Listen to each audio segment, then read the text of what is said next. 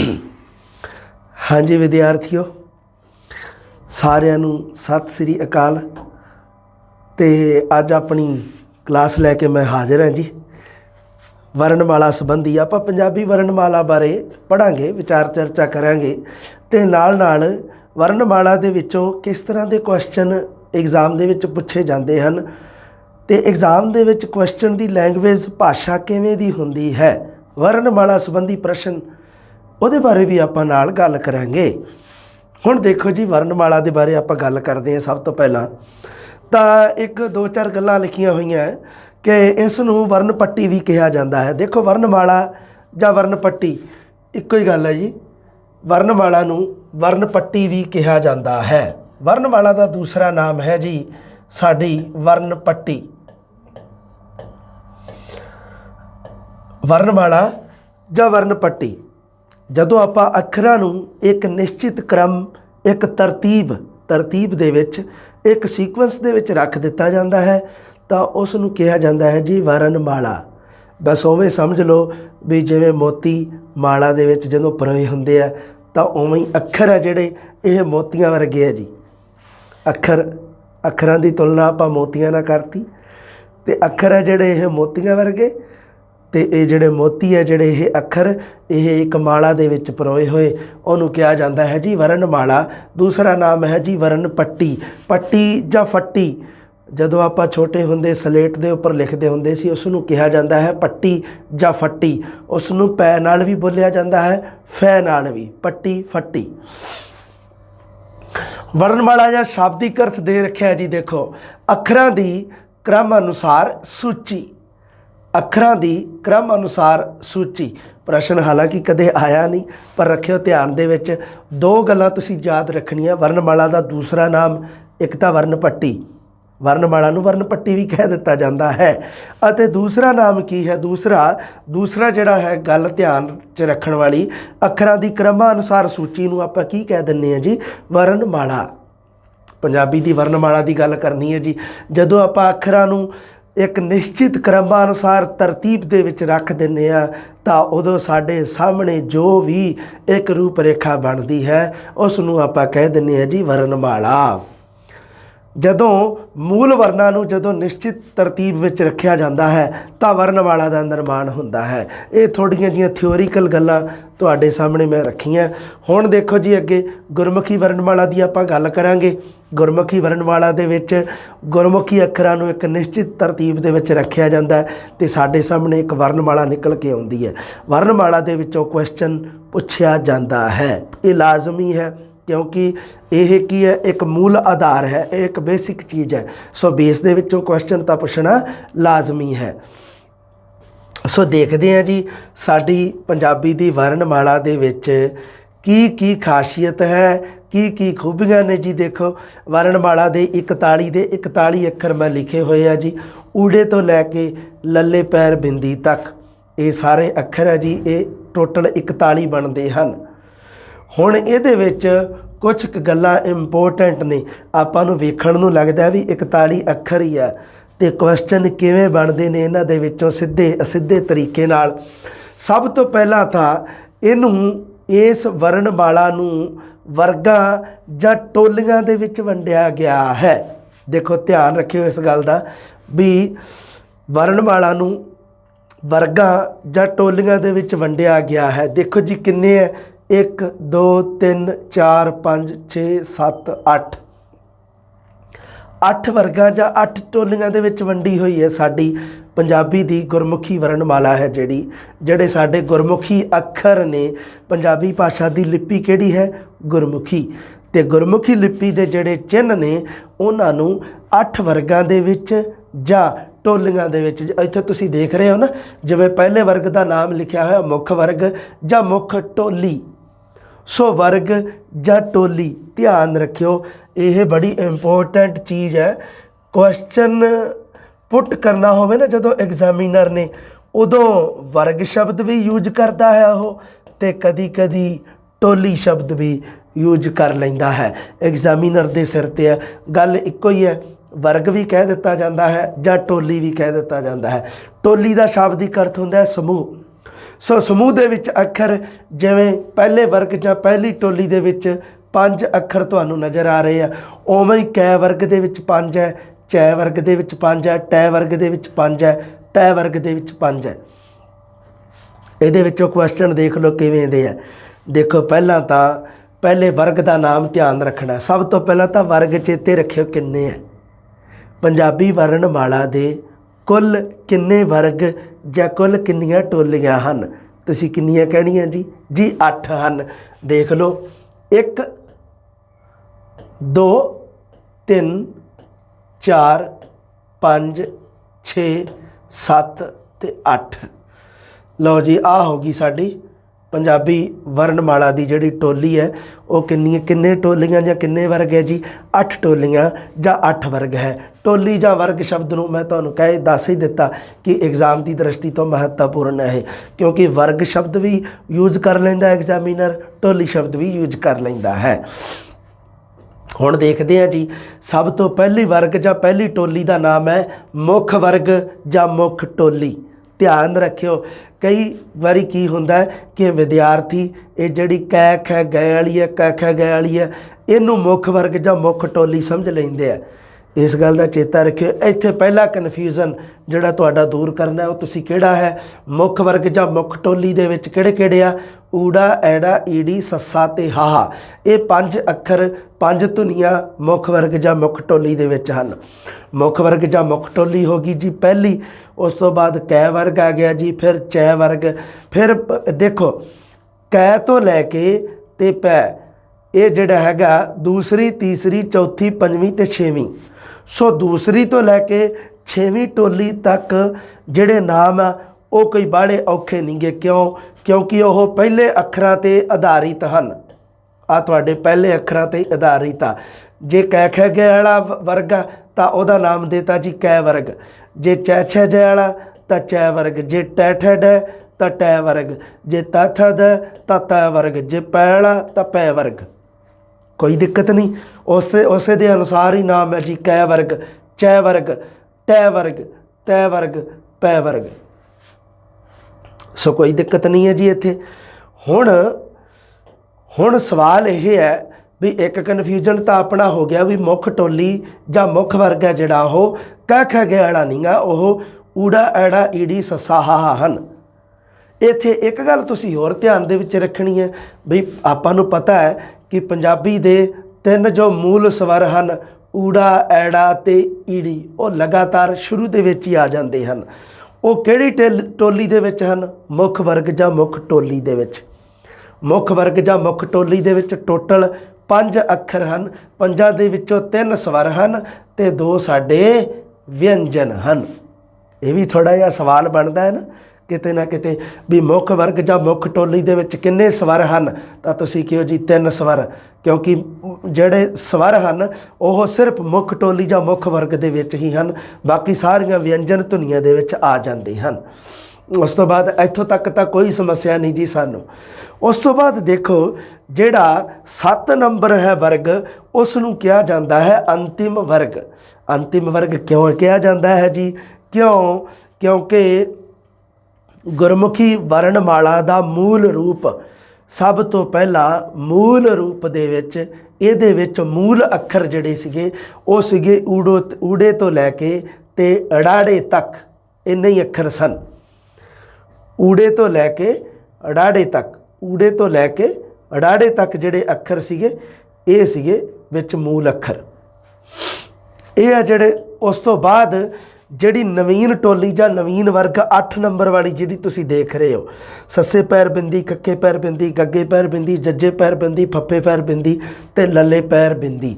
सो ये पैर बिंदी वाले अखर है ये नवीन वर्ग की श्रेणी विच आउंदे ने अते ये बाद विच जोड़े गए हन। पंजाबी विच अरबी फारसी भाषा दीआं धुनियां नूं अंकित करने वास्ते सस्से पैर बिंदी, खक्के पैर बिंदी, गग्गे पैर बिंदी, जज्जे पैर बिंदी ते फफे पैर बिंदी इन्हां अखरां दी निजात, इन्हां अखरां दा आविष्कार किया गया अते उस तो बाद विच एक होर अखर लल्ले पैर बिंदी दा भी आविष्कार किया गया साडे भाषा विग्यानियां वल्लों। सो कुल हो गए 41 इत्थे पर ਜਦੋਂ मूल रूप ਦੇ ਵਿੱਚ ਇਹਦੇ ਵਿੱਚ ਅੱਖਰ ਸਨ ਤਾਂ ਆ ਦੇਖੋ ਲਿਖੀ ਹੋਈ ਹੈ ਕਿ ਇਸ ਵਿੱਚ ਪਹਿਲਾਂ ਜਾਂ मूल रूप ਵਿੱਚ 35 ਵਰਨ ਸਨ। ਊੜੇ ਤੋਂ ਰਾੜੇ ਤੱਕ 35 ਵਰਨ ਸਨ। ਇਸ ਕਰਕੇ ਅੰਤਿਮ ਵਰਗ ਹੈ ਜਿਹੜਾ ਉਹ ਯਈਆ ਰਾਰਾ ਲੱਲਾ ਵਾਵਾ ਤੇ ਡਾੜਾ ਇਸ ਨੂੰ ਮੰਨਿਆ ਗਿਆ ਹੈ। ਹੁਣ ਮੰਨ ਲਵੋ ਤੁਹਾਨੂੰ ਪ੍ਰਸ਼ਨ ਪੁੱਛ ਲਵੇ ਕਿ ਅੰਤਿਮ ਵਰਗ ਕਿਹੜਾ ਹੈ, ਥੱਲੇ ਆਪਸ਼ਨ ਇਹਦੇ ਵਿੱਚੋਂ ਪਾ ਦੇਵੇ ਤਾਂ ਹੋ ਸਕਦਾ ਕਿ ਤੁਸੀਂ ਭੁਲੇਖਾ ਖਾ ਕੇ ਇਸ ਨੂੰ ਅੰਤਿਮ ਵਰਗ ਦਾ ਉੱਤਰ ਸਹੀ ਕਰ ਆਵੋ, ਸੱਸੇ ਪੈਰ ਬਿੰਦੀ ਖੱਖੇ ਪੈਰ ਬਿੰਦੀ ਨੂੰ। ਕਿਉਂਕਿ ਤੁਸੀਂ ਸੋਚ ਲਓ ਵੀ ਅੰਤਿਮ ਅੱਖਰ ਤਾਂ ਇਹੀ ਹੈ, ਇਸ ਕਰਕੇ ਅੰਤਿਮ ਵਰਗ ਵੀ ਇਹੀ ਹੋਊਗਾ। ਨਹੀਂ, ਧਿਆਨ ਰੱਖਣਾ ਹੈ ਅੰਤਿਮ ਵਰਗ ਇਹਦੇ ਨਾਮ ਤੋਂ ਇਹ ਨਹੀਂ ਸੋਚ ਲੈਣਾ ਕਿ ਜਿਹੜਾ ਅੰਤਿਮ ਵਾਲਾ ਸਾਡਾ ਵਰਗ ਹੋਊਗਾ। ਐ ਹੀ ਪੁੱਛ ਲੈ ਕਿ ਅੰਤਿਮ ਵਰਗ ਹੈ ਜਿਹੜਾ ਉਹ ਕਿੰਨੇ ਨੰਬਰ ਤੇ ਹੈ, ਤਾਂ ਉਹ 7ਵੇਂ ਨੰਬਰ ਤੇ ਹੈ ਅੰਤਿਮ ਵਰਗ। ਨਵੀਨ ਵਰਗ ਹੈ ਜਿਹੜਾ 8ਵੇਂ ਵਰਗ ਤੇ ਹੈ ਜੋ ਬਾਅਦ ਵਿੱਚ ਜੋੜਿਆ ਗਿਆ ਹੈ। ਇਸ ਕਰਕੇ ਗੁਰਮੁਖੀ ਵਰਣਮਾਲਾ ਨੂੰ ਜਦੋਂ ਆਪਾਂ ਪੜ੍ਹਦੇ ਹਾਂ ਇਸ ਨੂੰ ਦੋ ਤਰੀਕੇ ਨਾਲ ਤੁਲਨਾ ਕਰਕੇ ਪੜ੍ਹਿਆ ਜਾਂਦਾ ਹੈ। ਇੱਕ ਮੂਲ ਰੂਪ 'ਚ ਰੱਖਿਆ ਜਾਂਦਾ ਹੈ, ਇੱਕ ਵਰਤਮਾਨ ਰੂਪ ਵਿੱਚ। ਮੂਲ ਰੂਪ ਦੀ ਜਦੋਂ ਆਪਾਂ ਗੱਲ ਕਰਦੇ ਹਾਂ ਉਦੋਂ ਇਹਦੇ ਵਿੱਚ 35 ਵਰਣ ਸਨ, 35 ਵਰਣ ਜਾਂ 35 ਅੱਖਰ ਸੀ। ਇਸ ਕਰਕੇ ਗੁਰਮੁਖੀ ਵਰਣਮਾਲਾ ਦਾ ਨਾਮ 35 ਵੀ ਹੈ। 35 ਜਾਂ 35 ਅੱਖਰੀ ਵੀ ਇਹਦਾ ਨਾਮ ਪ੍ਰਚਲਿਤ ਰਿਹਾ ਹੈ। 35 ਜਾਂ 35 ਅੱਖਰੀ ਕਿਉਂ ਅੱਜ ਵੀ ਇਸ ਨੂੰ ਕਿਹਾ ਜਾਂਦਾ ਹੈ 35 ਜਾਂ 35 ਅੱਖਰੀ ਕਿਉਂ? ਕਿਉਂਕਿ ਇਸ ਦੇ ਵਿੱਚ ਮੂਲ ਰੂਪ ਵਿੱਚ 35 ਵਰਣ ਸਨ। ਊੜੇ ਤੋਂ ਲੈ ਕੇ ਅੜਾੜੇ ਤੱਕ 35 ਵਰਣ ਸਨ। ਇਸ ਨੂੰ ਅਤੇ ਜਿਹੜਾ ਸੀਗਾ ਸਾਡਾ ਯਈਆ ਰਾਰਾ ਲੱਲਾ ਵਾਵਾ ਡਾੜਾ ਇਸ ਦੇ ਇਹ ਜਿਹੜੇ ਅੱਖਰ ਸੀ ਇਸ ਨੂੰ ਅੰਤਿਮ ਵਰਗ ਦੇ ਵਿੱਚ ਗਿਣਿਆ ਜਾਂਦਾ ਸੀ ਅਤੇ ਜੋ ਨਵੀਨ ਵਰਗ ਹੈ ਉਹ ਬਾਅਦ ਵਿੱਚ ਐਡ ਕੀਤਾ ਗਿਆ। ਹੁਣ ਇੱਥੇ ਇੱਕ ਤੁਸੀਂ ਦੇਖਿਓ ਵੀ ਇੱਕ ਪੈਟਰਨ ਵੀ ਵਿਗੜਦਾ ਹੈ ਨਾ। ਪੈਟਰਨ ਦੇਖੋ ਕਿਵੇਂ ਵਿਗੜਦਾ ਵੀ ਮੁੱਖ ਵਰਗ ਮੁੱਖ ਟੋਲੀ ਦੇ ਵਿੱਚ 5 ਅੱਖਰ, ਕੈ ਵਰਗ ਦੇ ਵਿੱਚ 5 ਅੱਖਰ, ਚੈ ਵਰਗ ਦੇ ਵਿੱਚ 5 ਅੱਖਰ, ਟੈ ਵਰਗ ਦੇ ਵਿੱਚ 5 ਅੱਖਰ, ਤੈ ਵਰਗ ਦੇ ਵਿੱਚ 5 ਅੱਖਰ ਤੇ ਪੈ ਵਰਗ ਦੇ ਵਿੱਚ ਵੀ 5 ਹੀ ਧੁਨੀਆਂ, ਅੰਤਿਮ ਵਰਗ ਦੇ ਵਿੱਚ ਵੀ 5 ਅੱਖਰ। ਪਰ ਨਵੀਨ ਵਰਗ ਦੇ ਵਿੱਚ ਕਿੰਨੇ? ਨਵੀਨ ਵਰਗ ਦੇ ਵਿੱਚ ਕਿੰਨੇ? 6 ਅੱਖਰ। ਇਹ ਗੱਲ ਤੁਸੀਂ ਧਿਆਨ ਰੱਖਣੀ ਹੈ ਕਿ ਨਵੀਨ ਵਰਗ ਦੇ ਵਿੱਚ 6 ਅੱਖਰ ਆਉਂਦੇ ਨੇ ਜਾਂ 6 ਧੁਨੀਆਂ ਜਿਨ੍ਹਾਂ ਨੂੰ ਆਪਾਂ ਕਹਿ ਦਈਏ ਅੱਖਰ ਜਾਂ ਧੁਨੀਆਂ, ਜਾਂ 6 ਧੁਨੀਆਂ ਆਉਂਦੀਆਂ। ਸੱਸੇ ਪੈਰ ਬਿੰਦੀ, ਖੱਖੇ ਪੈਰ ਬਿੰਦੀ, ਗੱਗੇ ਪੈਰ ਬਿੰਦੀ, ਜੱਜੇ ਪੈਰ ਬਿੰਦੀ, ਫੱਫੇ ਪੈਰ ਬਿੰਦੀ ਅਤੇ ਲੱਲੇ ਪੈਰ ਬਿੰਦੀ। ਇਹ ਹੈ ਜੀ ਸਾਡਾ ਨਵੀਨ ਵਰਗ ਜਾਂ ਨਵੀਨ ਟੋਲੀ। ਹੁਣ ਇਹ ਗੱਲ ਥੋੜ੍ਹੀ ਜਿਹੀ ਧਿਆਨ ਦੇ ਵਿੱਚ ਰੱਖਿਓ। ਹਾਂ, ਜਿਹੜਾ ਮੇਨ ਇੱਕ ਗੱਲ ਹੋਰ ਤੁਹਾਨੂੰ ਦੱਸੀ ਹੈ ਵੀ ਮੁੱਖ ਵਰਗ ਜਾਂ ਮੁੱਖ ਟੋਲੀ ਦੇ ਵਿੱਚ ਕੁੱਲ ਕਿੰਨੀਆਂ ਧੁਨੀਆਂ ਸਾਡੀਆਂ ਜੀ? 5 ਹੈ। ਉਹਦੇ ਵਿੱਚੋਂ ਸਾਡੇ ਸਵਰ ਕਿੰਨੇ ਹੈ ਜੀ? 3 ਹੈ ਜੀ ਮੁੱਖ ਵਰਗ ਜਾਂ ਮੁੱਖ ਟੋਲੀ ਦੇ ਵਿੱਚ। ਜਾਂ ਐਂ ਹੀ ਪੁੱਛ ਲੈ ਕਿ ਸਵਰ ਕਿਹੜੀ ਟੋਲੀ ਦੇ ਵਿੱਚ ਹੈ? ਮੁੱਖ ਵਰਗ ਜਾਂ ਮੁੱਖ ਟੋਲੀ ਦੇ ਵਿੱਚ ਹੀ ਹਨ। ਅਤੇ ਉਸ ਤੋਂ ਬਾਅਦ 2 ਸਾਡੇ ਵਿਅੰਜਨ ਵੀ ਹਨ। ਸੋ ਟੋਟਲ 5 ਹਨ। ਪਹਿਲੇ ਦਾ ਜ਼ਿਆਦਾ ਤੇ ਅੰਤਿਮ ਤੇ ਨਵੀਨ ਦਾ ਜ਼ਿਆਦਾ ਹੁੰਦਾ। ਮਤਲਬ ਇੱਕ ਤਾਂ ਪਹਿਲੀ ਟੋਲੀ ਦਾ ਧਿਆਨ ਰੱਖਣਾ ਹੁੰਦਾ ਜ਼ਿਆਦਾ, ਇੱਕ ਨਵੀਨ ਜਾਂ ਅੰਤਿਮ ਦਾ। ਨਵੀਨ ਤੇ ਅੰਤਿਮ ਇਹਨਾਂ ਦੇ ਵਿੱਚੋਂ ਜ਼ਿਆਦਾ ਕੁਐਸਚਨ ਪੁੱਛਦਾ ਹੈ। ਇਹ ਤੁਸੀਂ ਥੋੜ੍ਹਾ ਜਿਹਾ ਧਿਆਨ ਦੇ ਵਿੱਚ ਰੱਖਣਾ ਹੈ। ਕਿਹੜਾ ਅੱਖਰ ਕਿਹੜੀ ਟੋਲੀ ਨਾਲ ਸੰਬੰਧਿਤ ਹੈ ਇਹ ਵੀ ਤੁਸੀਂ ਜਿਵੇਂ ਜਿਵੇਂ ਇਸ ਚੀਜ਼ ਨੂੰ ਪੜ੍ਹਦੇ ਜਾਓਗੇ ਉਵੇਂ ਉਵੇਂ ਤੁਹਾਨੂੰ ਇਸ ਚੀਜ਼ ਨਾਲ ਮਤਲਬ ਤੁਸੀਂ ਯਾਦ ਕਰਦੇ ਜਾਓਗੇ। ਇਹ ਤੁਹਾਨੂੰ ਚੀਜ਼ ਯਾਦ ਰਹਿਣੀ ਸ਼ੁਰੂ ਹੋ ਜਾਵੇਗੀ। ਅੱਖਰਾਂ ਦਾ ਗਿਆਨ ਬਹੁਤ ਜ਼ਰੂਰੀ ਹੈ। ਅਗਰ ਤੁਸੀਂ ਪਹਿਲੀ ਵਾਰ ਪੰਜਾਬੀ ਰੱਖ ਰਹੇ ਹੋ, ਬਹੁਤ ਸਾਰੇ ਵਿਦਿਆਰਥੀ ਇਹੋ ਜਿਹੇ ਆ ਜਿਹੜੇ ਸੰਸਕ੍ਰਿਤ ਭਾਸ਼ਾ ਜਿਨ੍ਹਾਂ ਦੇ ਕੋਲੇ ਪਹਿਲਾਂ ਸੀ ਉਹਨਾਂ ਦੇ ਨੰਬਰ ਅੱਛੇ ਨਹੀਂ ਬਣੇ, ਉਹ ਸੋਚਦੇ ਹੈ ਕਿ ਅਸੀਂ ਪੰਜਾਬੀ ਰੱਖ ਲਈਏ। ਉਹਨਾਂ ਵਾਸਤੇ ਇਹ ਚੀਜ਼ ਬਹੁਤ ਕਾਰਗਰ ਹੈ। ਇਹ ਅੱਖਰ ਹੈ ਜਿਹੜੇ ਇਹ ਬਹੁਤ ਜ਼ਰੂਰੀ ਹੈ, ਬਹੁਤ ਜ਼ਰੂਰੀ ਯਾਦ ਰੱਖਣੇ ਆ ਤੁਸੀਂ ਸਾਰੇ। ਬੋਲਣ ਦਾ ਤਰੀਕਾ ਵੈਸੇ ਤਾਂ ਆਪਾਂ ਨੂੰ ਪਤਾ ਹੀ ਹੈ ਵੀ ਜਦੋਂ ਆਪਾਂ ਧੁਨੀ ਰੂਪ ਦੇ ਵਿੱਚ ਬੋਲਦੇ ਹਾਂ ਤਾਂ ਉਦੋਂ ਆਪਾਂ ਨੂੰ ਪਤਾ ਹੀ ਹੈ ਕਿ ਓ ਈ ਸ ਹ ਕ ਖ ਗ ਕ ङ ਇਸ ਤਰ੍ਹਾਂ ਆਪਾਂ ਹੈ ਨਾ ਪੜ੍ਹਿਆ ਜਾਂਦਾ ਵੈਸੇ ਅਕਸਰ ਤਾਂ। ਪਰ ਇਹਨੂੰ ਜਦੋਂ ਆਪਾਂ ਅੱਖਰਾਂ ਨੂੰ ਬੋਲਣ ਦਾ ਤਰੀਕਾ ਜਿਵੇਂ ਦੇਖੋ ਜਦੋਂ ਆਪਾਂ ਬੱਚਿਆਂ ਨੂੰ ਪੜ੍ਹਾਉਂਦੇ ਹਾਂ ਜਮਾਤ ਦੇ ਵਿੱਚ ਤਾਂ ਉਦੋਂ ਇਸ ਦਾ ਤਰੀਕਾ ਹੋ ਜਾਂਦਾ ਡਿਫਰੈਂਟ ਬੋਲਣ ਦਾ। ਦੇਖੋ ਕਿਵੇਂ ਇਹ ਬੋਲਿਆ ਜਾਂਦਾ ਊੜਾ, ਐੜਾ, ਈੜੀ, ਸੱਸਾ, ਹਾਹਾ, ਕੱਕਾ, ਖੱਖਾ, ਗੱਗਾ, ਘੱਗਾ, ঙ, ਚੱਚਾ, ਛੱਛਾ, ਜੱਜਾ, ਝੱਜਾ, ञ। ਇਹ ঙ ਤੇ ਇਹ ञ। ਉਸ ਤੋਂ ਬਾਅਦ ਦੇਖੋ ਟੈਂਕਾ, ਠੱਠਾ, ਡੱਡਾ, ਢੱਡਾ, ਅਣਾਣਾ, कई इनू नाणा कह देंगे है जी, नाणा नहीं अणाणा, दोनों ही अणैण है। दोने अखर जो तुसी अणाणा बोलना है तो तुहाडी जबान 2 वारी उल्ट के जीभ जड़ी उल्टी हो जाएगी तो तालू दे नाल लगेगी। वेख लो बोल के अणाणा।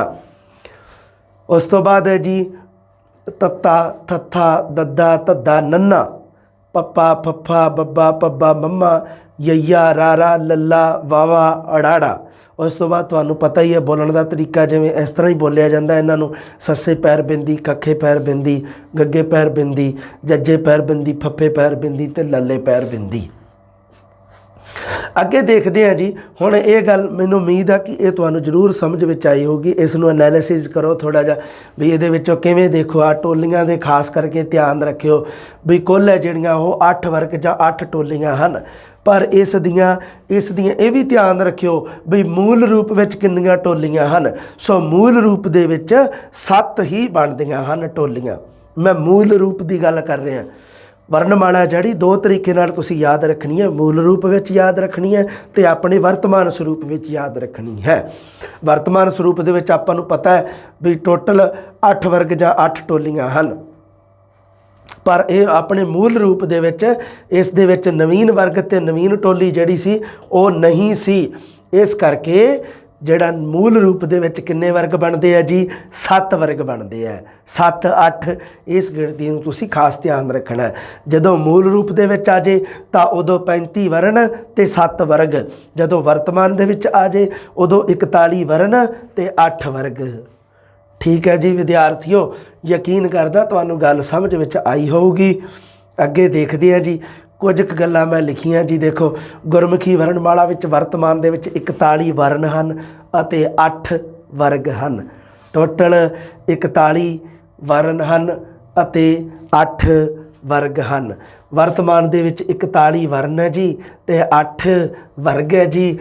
इस विच पहला ਜਾਂ मूल रूप विच एवें पुछ ले भी पहला किन्ने वर्ण सी ਜਾਂ मूल रूप विच किन्ने वर्ण हन, एवं कहा जा सकता है। मूल रूप विच किन्ने है जी, तुसी कहो जी 35, किन्ने तो किन्ने, ऊड़े तो लैके डाड़े तक। इस करके इसका नाम 35 या 35 अखरी भी प्रचलित रहा है। होगी गल अगे मूल रूप विच इस विच 7 वर्ग सन। लिखती ना मैं गल इत्थे, हुण गल तुहाडे क्लीयर हो गई होवेगी कि मूल रूप विच इस विच 7 वर्ग सन अते वर्तमान विच 8 वर्ग हन।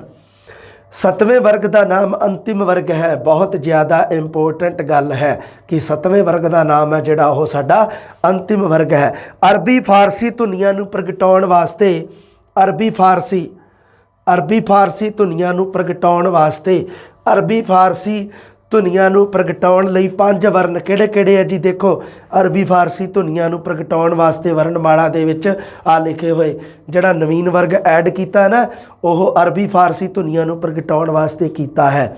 क्यों? क्योंकि पंजाबी भाषा के उपर अरबी फारसी जिहड़ी भाषा है, फारसी भाषा खासकर उसका प्रभाव बहुत रहा है। क्योंकि फारसी लोग सी जिहड़े वो हौली हौली पंजाब दे विच जिवें जिवें हमलावर बाहरों आउंदे गए तो वह जदों वसदे गए तो उन्होंने अपनी भाषा नूं पंजाबी दे विच लिखना शुरू किया। मतलब अपना जिहड़ा सिस्टम सी उन्होंने, क्योंकि आम लोगों तक अपनी गल पहुँचाउण वास्ते उन्होंने भाषा नूं अपनाया, पंजाबी भाषा नूं, ते लिपि उन्होंने फारसी या दूसरे शब्दों के विच गुरमुखी लिपि नूं अपना के ते अपने जिहड़ी भाषा सी जिहड़ी उन्हां दी फारसी अपना ली, उन्होंने अरबी अपना ली। सो ये जिहड़ा ये कीता जदों उन्होंने, उदों की होया कि पंजाबी दे विच कुछ अखर नवें आविष्कार करन दी, कुछ नवें अखर निजात करन दी लोड़ पई। वो किहड़े-किहड़े कीते जी। देखो आ जिहड़ा नवीन वर्ग दे विच है, सस्से पैर बिंदी, खखे पैर बिंदी, गग्गे पैर बिंदी, जज्जे पैर बिंदी अते फफे पैर बिंदी, ये नवीन वर्ग दे विच अखर जोड़े गए अते इस नूं नवीन वर्ग दे अंतर्गत रखा गया। इस नूं नवीन वर्ग दे अंतर्गत रखा गया जी। पिछले कुछ समय तो जी लै की तालवी आवाज़ वैसे तो लिखा जाता है, पर लै आ जिहड़ा एक तो तालवी है, लै बोलिया जाता है। तालवी धुनियां की गल भी आपां बाद दे विच करांगे कि जिहड़ा धुनियां दा वर्गीकरण है ना, आपां बोलण दे हिसाब नाल जिहड़ा करदे आ, इहदी भी क्लास आपां बकायदा तुहानूं मिलेगी। ਅਤੇ ਪਰ ਇਹਦੇ ਵਿੱਚ ਕੀ ਆ ਵੀ ਲੈ ਆ ਜਿਹੜਾ ਇੱਕ ਤਾਂ ਆਪਾਂ ਤਾਲਵੀ ਦੇ ਵਿੱਚ ਰੱਖਿਆ ਹੁੰਦਾ, ਇੱਕ ਮੂਰਧਨੀ ਦੇ ਵਿੱਚ ਜਾਂ ਉਲਟ ਜੀਬੀ ਧੁਨੀ ਦੇ ਵਿੱਚ ਰੱਖਿਆ ਹੁੰਦਾ। ਸੋ ਲੈ ਨੂੰ ਜਿਹੜਾ ਉਲਟ ਜੀਬੀ ਜਿਹੜਾ ਇਹ ਲੈ ਦੇ ਪੈਰ 'ਚ ਬਿੰਦੀ ਹੜਾ ਹੈ, ਇਹ ਉਲਟ ਜੀਬੀ ਹੈ ਜਿਹੜਾ, ਇਹਨੂੰ ਵੀ ਨਵੀਨ ਵਰਗ ਦੇ ਵਿੱਚ ਐਡ ਕੀਤਾ ਗਿਆ। ਇਸ ਕਰਕੇ ਹੁਣ ਵਰਤਮਾਨ ਦੇ ਵਿੱਚ ਅੱਖਰਾਂ ਦੀ ਕੁੱਲ ਗਿਣਤੀ 41 ਹੋ ਗਈ ਹੈ। ਅਰਬੀ ਫਾਰਸੀ ਧੁਨੀਆਂ ਤੱਕ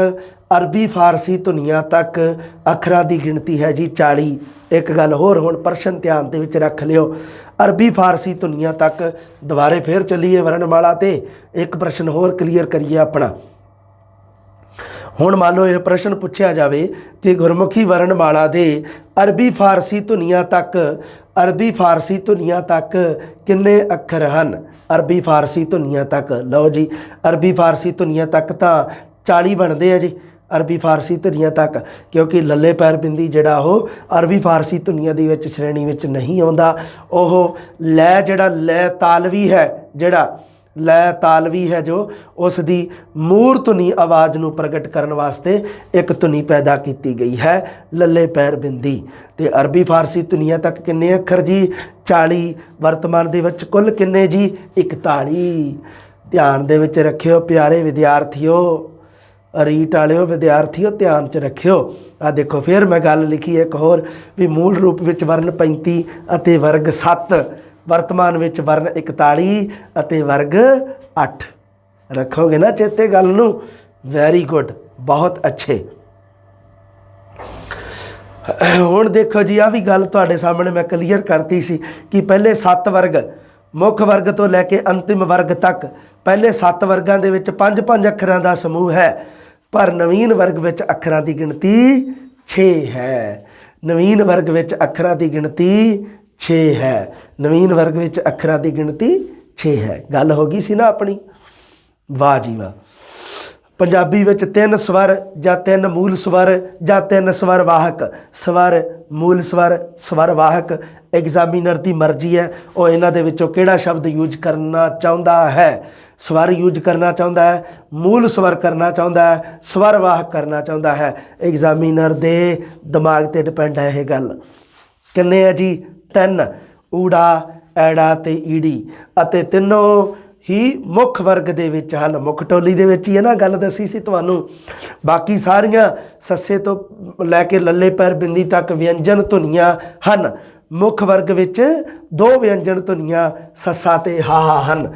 ਦੇਖੋ ਜੀ ਕਿਵੇਂ ਮੁੱਖ ਵਰਗ ਦੇ ਵਿੱਚ, ਦੇਖੋ ਬੇਟਾ ਜੀ ਕਿਵੇਂ, ਆ ਦੇਖੋ ਗੱਲ ਤੁਹਾਨੂੰ ਦੱਸੀ ਸੀ ਨਾ ਕਿ ਮੁੱਖ ਵਰਗ ਦੇ ਵਿੱਚ ਤਿੰਨੋਂ ਸਵਰ, ਮੂਲ ਸਵਰ ਜਾਂ ਸਵਰ ਵਾਹਕ, ਇਹ ਤਿੰਨੇ ਕਿਹੜੇ ਵਰਗ ਜਾਂ ਕਿਹੜੀ ਟੋਲੀ 'ਚ ਆ ਜਾਂਦੇ ਆ ਜੀ? ਮੁੱਖ ਵਰਗ ਜਾਂ ਮੁੱਖ ਟੋਲੀ ਦੇ ਵਿੱਚ। ਜਿਹੜੇ ਸਵਰ ਆ ਜਿਹੜੇ ਸਾਡੇ ਉਹ ਇੱਥੇ ਹੀ ਨਿਬੜ ਜਾਂਦੇ ਆ ਮੁੱਖ ਵਰਗ ਜਾਂ ਮੁੱਖ ਟੋਲੀ ਦੇ ਵਿੱਚ। ਉਸ ਤੋਂ ਬਾਅਦ ਬਾਕੀ ਸਾਰੀਆਂ ਵਿਅੰਜਨ ਧੁਨੀਆਂ ਦੇ ਵਿੱਚ ਆਉਂਦੇ ਆ। ਸਮਝ ਗਏ ਨਾ? ਵਾਹ ਜੀ ਵਾਹ, ਵੈਰੀ ਗੁੱਡ, ਬਹੁਤ ਅੱਛਾ ਕੀਤਾ ਤੁਸੀਂ ਸਮਝ ਕੇ। ਮੁੱਖ ਵਰਗ ਦੇ ਵਿੱਚ ਹੁਣ ਇਹ ਗੱਲ ਮੈਂ ਥੋੜ੍ਹਾ ਜਿਹਾ ਇਸ ਕੁਐਸਚਨ ਨੂੰ ਮੈਂ ਡੀਪ ਕੀਤਾ। ਮੈਂ ਕਹਿ ਰਿਹਾ ਤੁਹਾਨੂੰ ਕਿ ਮੁੱਖ ਵਰਗ ਦੇ ਵਿੱਚ ਕਿੰਨੇ ਸਵਰ ਹਨ, ਤੇ ਤੁਸੀਂ ਕਿਉਂ ਜੀ ਸਵਰ 3 ਹੈ ਜੀ। ਅਗਰ ਪੁੱਛ ਲੇ ਮੁੱਖ ਵਰਗ ਦੇ ਵਿੱਚ ਕਿੰਨੇ ਮੂਲ ਸਵਰ ਹਨ, ਤੁਸੀਂ ਕਿਉਂ ਜੀ ਗੁਰਜੀ 3 ਹੈ ਜੀ। ਫਿਰ ਮੈਂ ਕਹਾਂ ਕਿ ਮੁੱਖ ਵਰਗ ਦੇ ਵਿੱਚ ਕਿੰਨੇ ਸਵਰ ਵਾਹਕ ਹਨ, ਤੁਸੀਂ ਕਿਉਂ ਜੀ ਉਹ ਵੀ 3 ਹੀ ਹੈ ਜੀ। ਕਿਉਂ? ਕਿਉਂਕਿ ਸਵਰ, ਮੂਲ ਸਵਰ, ਸਵਰ ਵਾਹਕ ਇੱਕੋ ਹੀ ਗੱਲ ਹੈ ਜੀ। ਹੁਣ ਦੇਖੋ ਅੱਗੇ, ਮੁੱਖ ਵਰਗ ਦੇ ਵਿੱਚ ਕਿੰਨੇ ਵਿਅੰਜਨ ਹਨ ਜਾਂ ਕਿੰਨੀਆਂ ਵਿਅੰਜਨ ਧੁਨੀਆਂ ਹਨ, ਐਵੇਂ ਹੀ ਪੁੱਛ ਲੈ ਪ੍ਰਸ਼ਨ। ਵੈਸੇ ਹੀ ਪ੍ਰਸ਼ਨ ਪੁੱਛਣ ਨੂੰ ਕਿਹੜੀ ਵੱਡੀ ਗੱਲ ਹੈ, ਪ੍ਰਸ਼ਨ ਬਣ ਰਿਹਾ ਤਾਂ ਪੁੱਛ ਵੀ ਸਕਦਾ ਕਿ ਮੁੱਖ ਵਰਗ ਦੇ ਵਿੱਚ ਕਿੰਨੀਆਂ ਵਿਅੰਜਨ ਧੁਨੀਆਂ ਹਨ, ਤੁਸੀਂ ਕਿਉਂ ਜੀ 2, ਕਿਉਂਕਿ ਵਿਅੰਜਨ ਸਾਰੇ ਨਹੀਂ ਗਏ। ਹਾਂ, ਮੁੱਖ ਵਰਗ ਦੇ ਵਿੱਚ ਕਿੰਨੇ ਅੱਖਰ ਹੈ, ਤੇ ਅੱਖਰਾਂ ਦੇ ਵਿੱਚ ਸਵਰ ਵੀ ਆਉਂਦੇ ਆ ਤੇ ਵਿਅੰਜਨ ਵੀ ਆਉਂਦੇ ਆ, ਹੈ ਨਾ? ਅੱਖਰ ਹੀ ਹੈ ਨਾ, ਵਿਅੰਜਨ ਵੀ ਹੈ ਚਾਹੇ ਸਵਰ ਵੀ ਆ, ਆਉਂਦੇ ਤਾਂ ਅੱਖਰਾਂ ਦੀ ਗਿਣਤੀ 'ਚ ਹੀ ਹੈ। ਪਰ ਹੁਣ ਇੱਥੇ ਇੱਕ ਗੱਲ ਹੋਰ ਹੈ ਵੀ ਜੇ ਪੁੱਛ ਲੈ ਵੀ ਮੁੱਖ ਵਰਗ ਦੇ ਵਿੱਚ ਸਵਰ ਕਿੰਨੇ ਆ ਤਾਂ 3, ਮੁੱਖ ਵਰਗ ਦੇ ਵਿੱਚ ਵਿਅੰਜਨ ਜਾਂ ਵਿਅੰਜਨ ਧੁਨੀਆਂ ਕਿੰਨੀਆਂ ਤਾਂ 2, ਕੁੱਲ ਅੱਖਰ ਕਿੰਨੇ ਆ, ਕੁੱਲ ਧੁਨੀਆਂ ਕਿੰਨੀਆਂ ਤਾਂ ਜੀ 5। ਬਹੁਤ ਅੱਛੇ ਵਿਦਿਆਰਥੀ ਹੋ ਤੁਸੀਂ, ਇਹ ਗੱਲ ਨੂੰ ਜਿਹੜੀ ਨੂੰ ਸਮਝ ਗਏ। ਮੁੱਖ ਵਰਗ ਦੇ ਵਿੱਚ 2 ਵਿਅੰਜਨ ਧੁਨੀਆਂ ਹਨ। ਹੁਣ ਅੱਗੇ ਵਰਨਾਂ ਦੀ ਕਿਸਮਾਂ ਜਾਂ ਵਰਗੀਕਰਨ ਹੈ, ਇਹ ਆਪਾਂ ਅਗਲੀ ਕਲਾਸ ਦੇ ਵਿੱਚ ਕਰਾਂਗੇ।